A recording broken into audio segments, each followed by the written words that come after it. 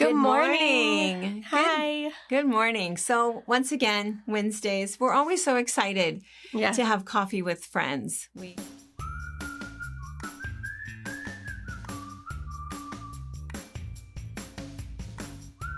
My daughter and I have owned and operated a busy quilt shop in Washington State for over 20 years. We have a retreat center, an active YouTube channel, and a large pattern line featuring our creations. My two sons work on machines. One daughter-in-law is our videographer, and the other is a long-arm quilter. We are a family that love each other, we laugh together, and every once in a while we get some work done. We have a crew that are saints for their efforts at keeping us on track. Thanks for joining us on our wild ride.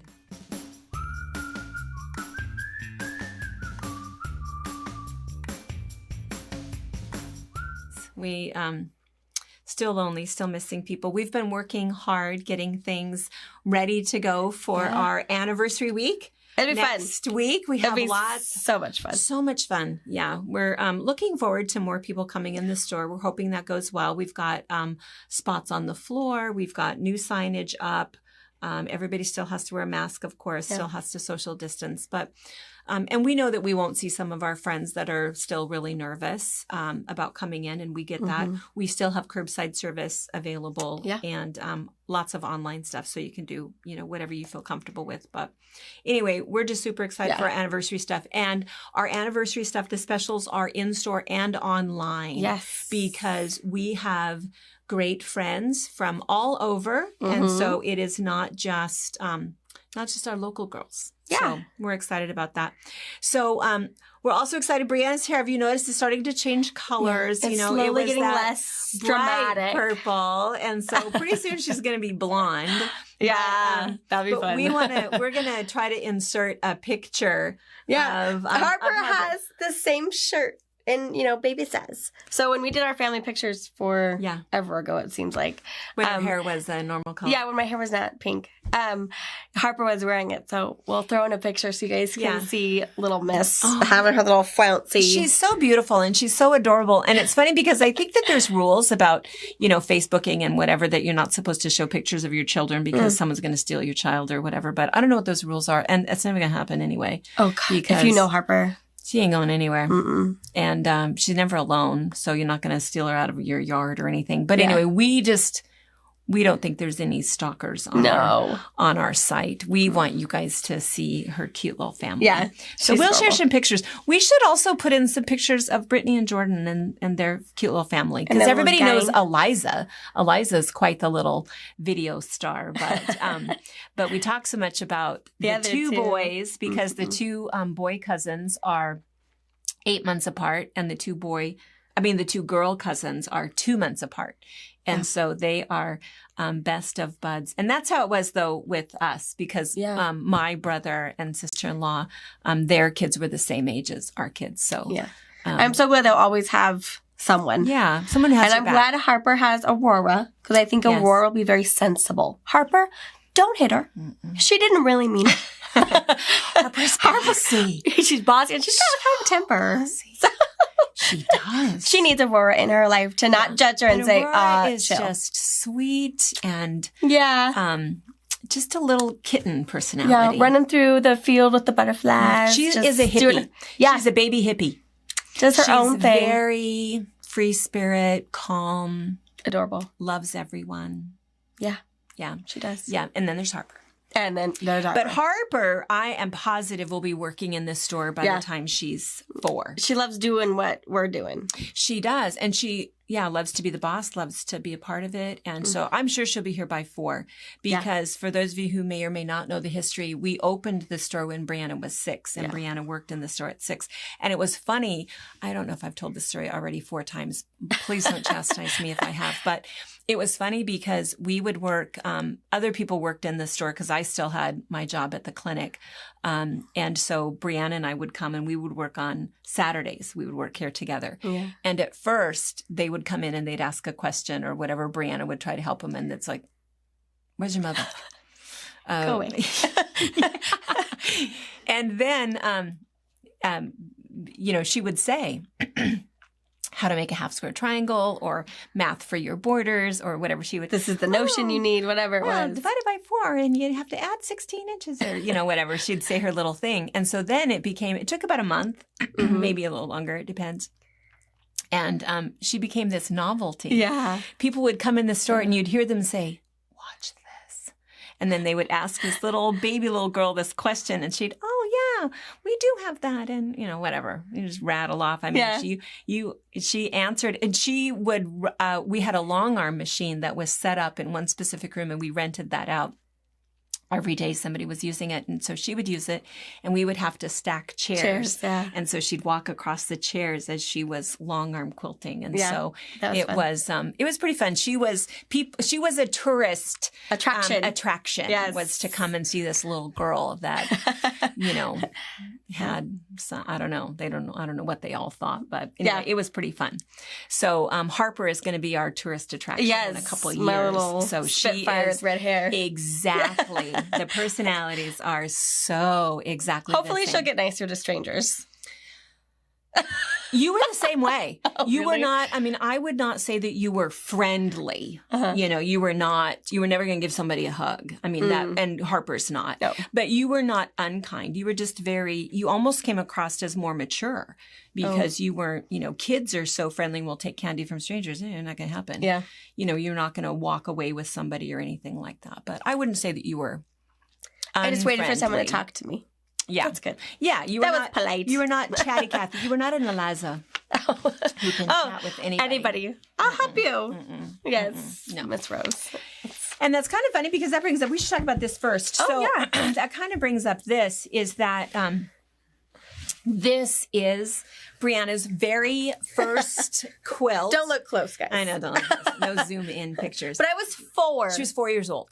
So the way that all of this started, and the reason we're going to kind of talk about this is we have a new series we're going to talk about. But what happened with Brianna was that, back when she was 4, I was quilting at home and had lots of friends, mostly nurse friends. It's so funny that there's some sort of a connection between nurses and quilters. But I think it's because quilting is not sewing, which can be super stressful with darts and zippers and I don't know what all. But quilting is just one seam, no weird techniques, and it's creation. Yeah.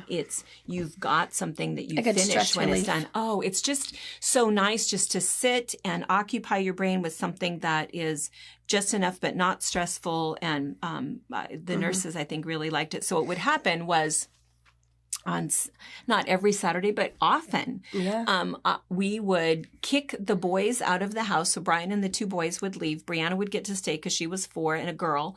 And I would have friends. We would tear apart the playroom and we would set up these folding tables and everybody would bring their sewing machines. They would get there at 8 o'clock in the morning.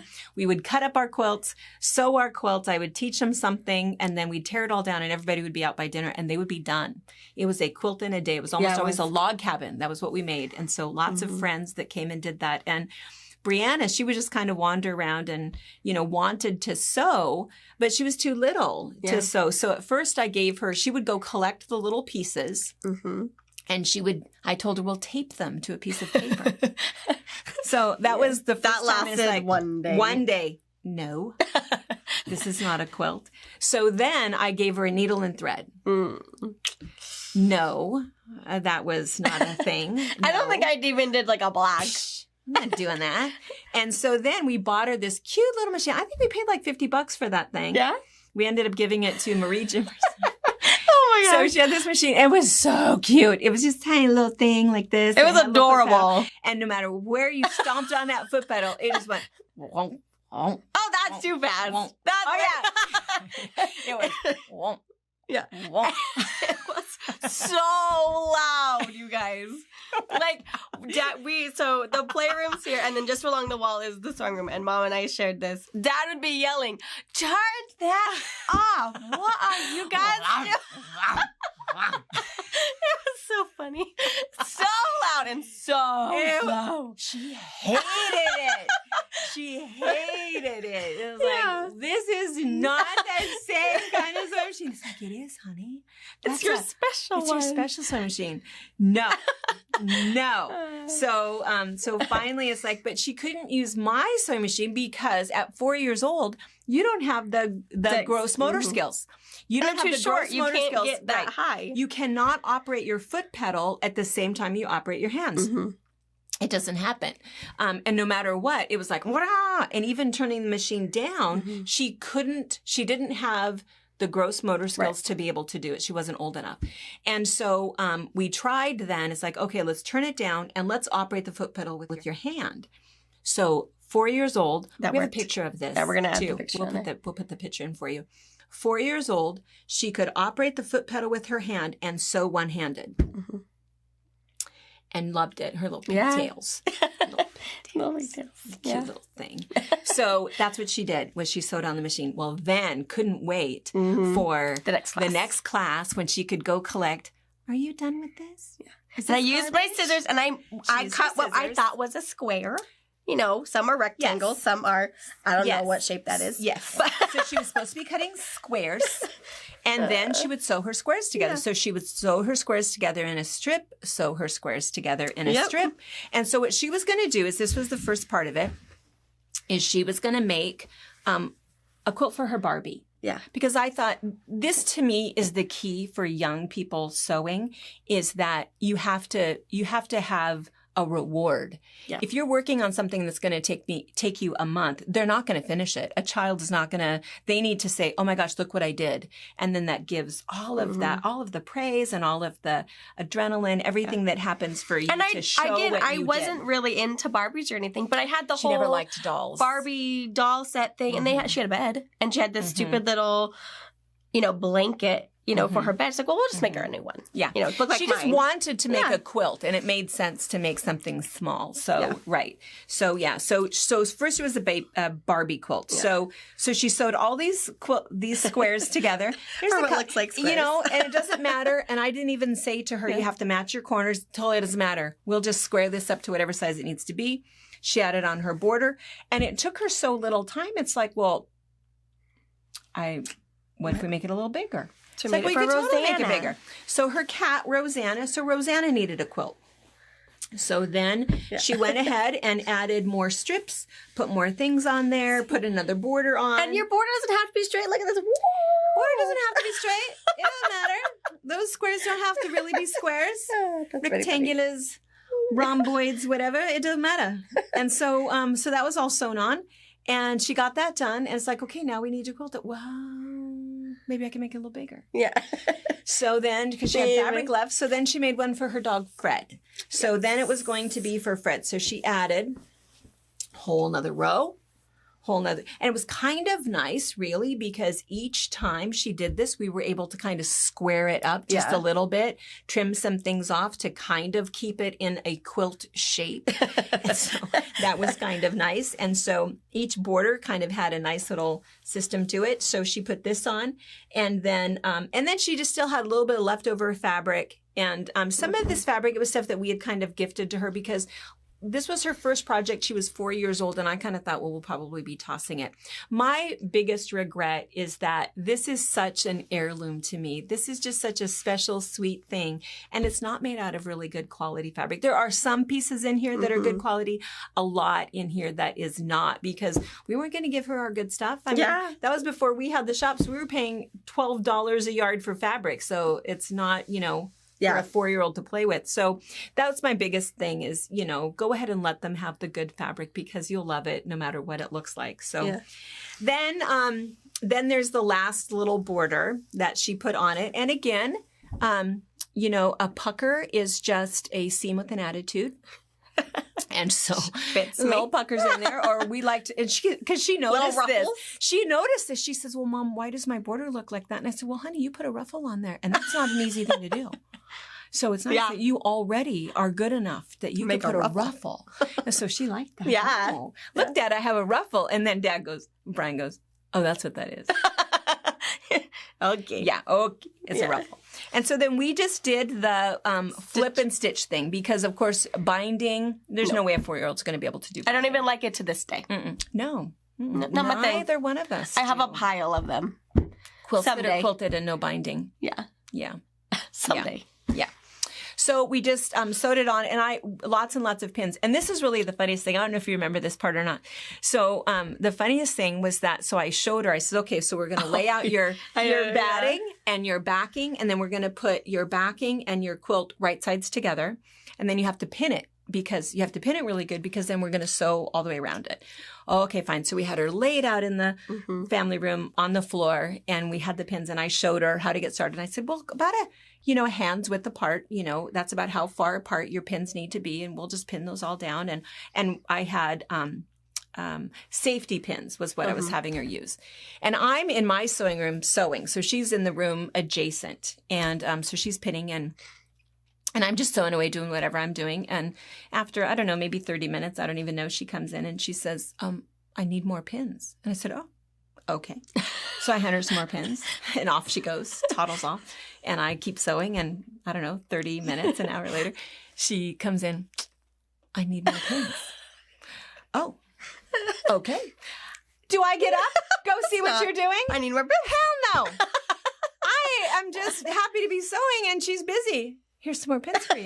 Off she goes. A couple minutes, 30 minutes later, I need more pins. Wait. I'm going to go see what you're doing. Because you have used 4 times the number of pins you need to have. Sure enough, bless her sweet little heart, she had pins like an inch apart. Just, she put all these pins in there, and I thought, dang, I don't even know how we're going to get those out. And so it's like, well, honey, that's fantastic. But now all we need to do is this. So then I kind of helped her do that. But it kept her busy for, I don't know, a couple hours. And then, this, in fact, the second one, it wasn't this quilt, but her second quilt that she did almost the same thing. She didn't have them quite so close. Do you remember the pink one with the bracelet? I remember the bracelet. Yeah. Yeah. So what happened was,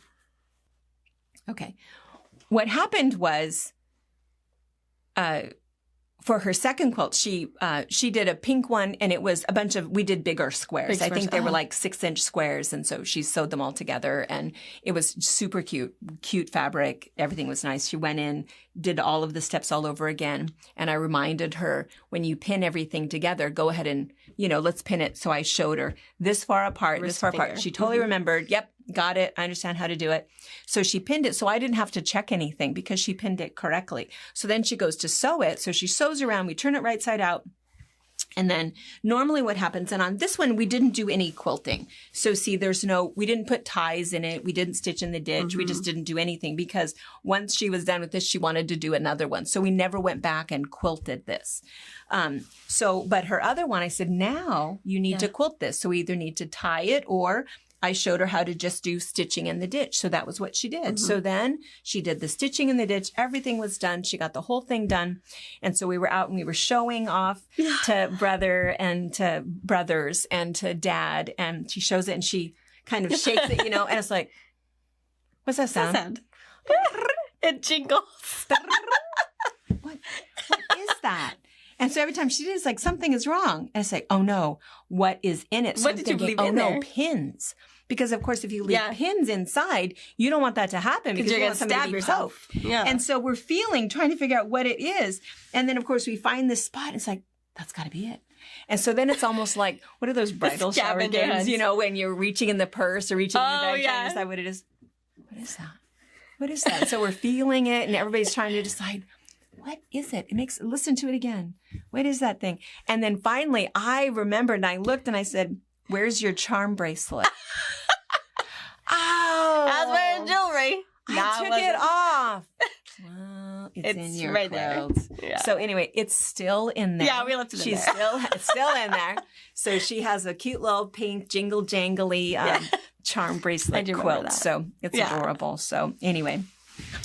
So anyway, so this is Brianna's very first quilt that she made when she was 4. I can't wait to compare it to what Harper will do when she's 4. Right? That'll be fun. And so it'd be really nice. But the main reason that we had this here I wanted to share with you is because we've started a new series, I guess, and we're calling it Every Quilt Has a Story.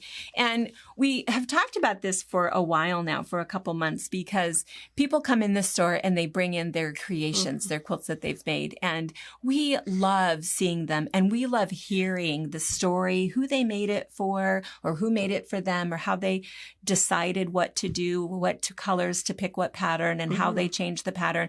There's always such a detailed story. And then we share a Facebook picture of the quilt when they come in. And everybody, it's our most popular Facebook post always is always shared and commented and liked. It's one of our most popular things, but you guys don't get to hear the story. And so we thought, well, we just need to do something so that you can see the picture and hear the story of the quilt. And so what we did is all of us have done ours. So I did mine, Brianna's done hers, all of the gals that work here have done theirs, and we have some scheduled for some of the customers that come in a lot that are local. And we are going to, starting this Sunday, the 4th at 2:00 is our first episode of Every Quilt Has a Story. So if you've already subscribed to us, it will be right in you'll get a little ding and you'll be able to watch it. And I'm the first one up. And then Brianna, and then you'll see everybody. We're going to get it out of the way first. And then, just so you get to know the staff a little bit better, which is kind of fun. And then you'll see others. So every Sunday at 2:00, beginning this Sunday, Every Quilt Has a Story. So we're excited. So excited. We're excited. We're excited for you to see, to meet the staff a little bit more, and for you to see all of the creations from everybody else also. So we thought this was a fun example of Every Quilt Has a Story. And sometimes there's 2 people telling this story, which is even more fun. So anyway, let's see. Okay, so let's go back to... Let's talk about this. The quilt behind us. Let's talk about that. So, on the fly. So, we could talk about the row sampler. This is like the last opportunity for you to email pictures because our virtual quilt show is coming up. Right. So the Row Sampler is a series that we did on YouTube. It's 14 classes. We had a lot of people doing it. And this is our last shout out. We need your pictures because we're doing a virtual quilt show, and it's going to be posted. Ideally, I'd like to try to get it out tomorrow, but if not tomorrow, I will wait. If I get more things, I'll put it out on Friday. But the Row Sampler was the blue quilt that we were standing in front of for so many of the mask videos that so many people commented on. Lots and lots of people ordered the pattern, ordered kits. I know people have been working on it. We want to see the pictures of your completed project. And we're going to have a virtual quilt show. So this is your last opportunity to get those pictures to us to be included. And you can email them to us, any of the email addresses you have. Cindi at FabricPatch.net, Brianna at FabricPatch.net. You can email, Facebook message. You can even text. The Quilt Shop has a cell phone.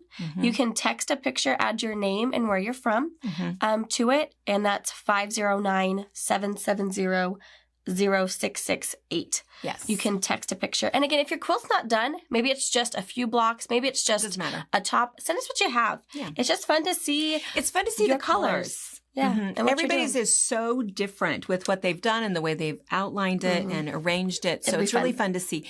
And the other thing that we wanted to mention about that is that if you're not part of the, it sounds like it was going to fall. If you're not part of the series and you were not doing that series, you should go take a quick little peek, even if you kind of fast forward through it a little bit, because each one of those classes was a technique. So I think the very first one, Row Sampler, class 1 of 14, is this technique, the migrating geese. And so we made this little block for the quilt, but then at the end of that class, I show you how to make this on the fly. quilt. And for each one of them, there is an There's like extra a hidden quilt in there. There's a quilt. So it's the a block quilt class. and then how you turn that block into a quilt. So if you're looking for more projects and some simple ones, check those out. Because there are 14 hidden classes within the class. Yeah. So, and what made us think to mention that too is people have asked, well, are you going to do this is called On the Fly. Are you going to do an On the Fly YouTube class? It's like, well, I already did. You just have to find it. Yeah, and that's why too, for the row sampler, it was very specific in, 1 of 14, 2 of 14, 3 of 14. And then 12, 13, and 14 were finishing. So we didn't label it that way. There's the borders to put on, there's how to quilt it, and then how to do the binding. Yeah. So anyway, you'll have to look for those. There's lots and lots of really good quilts in there. Good classes. All right. And then the last thing, our Fabric Friday. So Brittany and I leave for our little shenanigans in Ocean Shores on Friday. So we're going to do Fabric Friday tomorrow morning at 8:30. So watch for us there. Live. Opening boxes. 8:30. Opening boxes. There's quite a few back there for you. And then you won't see us again until the following Wednesday since Mom will be all by herself. All by myself. So yeah. So I know. Well, Deb will be here. Well, the girls will be the girl. Not all by myself, but the ones that I can really boss around that take it. I'll leave it.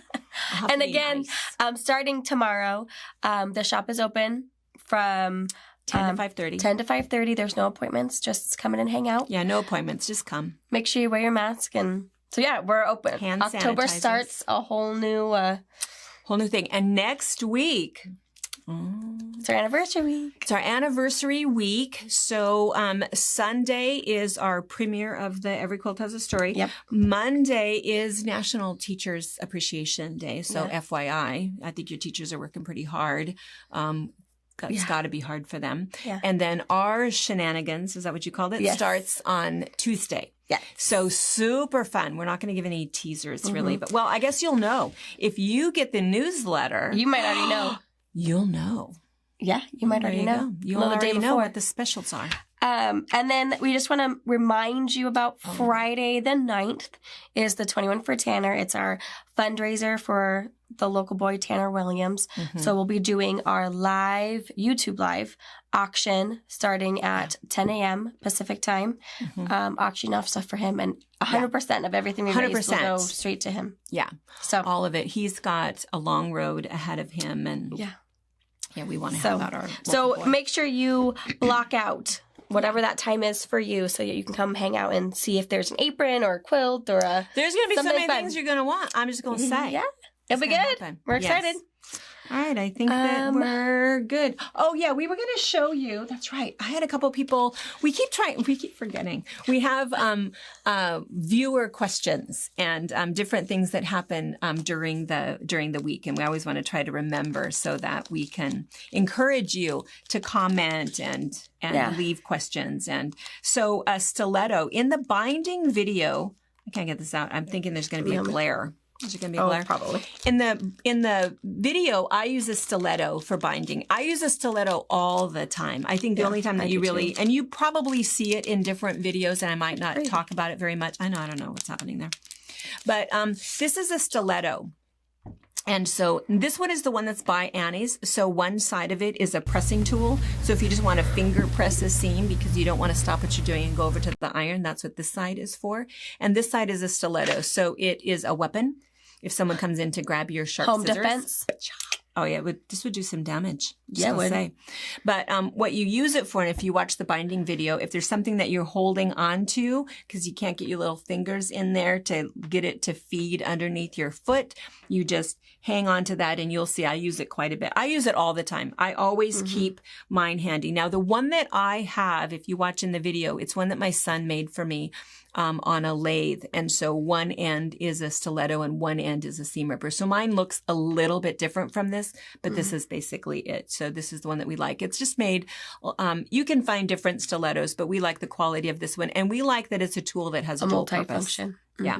So anyway, so this is what a stiletto is, and people were asking. Yeah. And the purple fang is not really a stiletto. It doesn't have a sharp enough point at the end of it. It works really good as a turning tool and as a bodkin, but it's not so much. And really good to poke out corners. So if you are doing the flip and stitch or something else, if you need a point, poke out that corner. The purple fang is really nice because you're not going to poke through your fabric. Yeah, you would go all the way through your corner and have a hole. That's exactly right. So they're two totally different tools, and you need both. Yeah, you really do. Both. Yeah. I've got this one, that one, and I've even got the Quilter Select turning tool.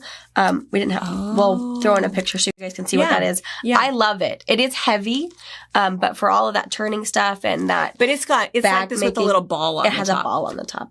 Yeah, but it's super nice. And that's kind of like all it's used for is for turning. But if you're turning big, bulky things for bags or pillows, I like it a lot. Yeah. All right. And dual purpose home defense. Yeah, you can just throw it. Yeah, do some damage. Well, on that kind, pleasant. Yes, we will see you ways you can hurt people. We must be in a mood today. Oh, good Lord. It's because we don't have our coffee. Oh, I'm in a mood. All right, I'm going to go get coffee. We'll see you tomorrow. And we'll see you in the morning. Bye. Thank you for watching our video. We invite you to leave a comment, hit the like button, or better yet, subscribe to our channel so you never miss an episode. You can also visit our Instagram, Twitter, Facebook, or Pinterest pages, or find all of those things and our online store at fabricpatch.net.